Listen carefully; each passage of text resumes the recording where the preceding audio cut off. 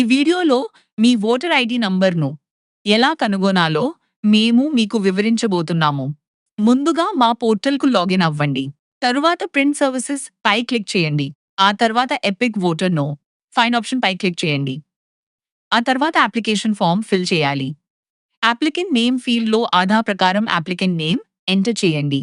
తరువాత applicant mobile number, age మరియు relative నేమ్‌ను ఆధార్ ప్రకారం ఎంటర్ చేయండి. తర్వాత మీ స్టేట్ సెలెక్ట్ చేయండి.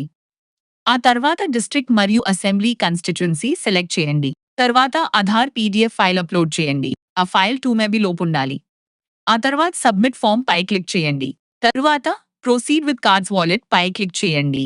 2 వర్కింగ్ అవర్స్ లోపు మీ ఓటర్ ఐడి నంబర్ ఇక్కడ వ్యూ అవుతుంది. ఈ వీడియోను చూసినందుకు ధన్యవాదాలు.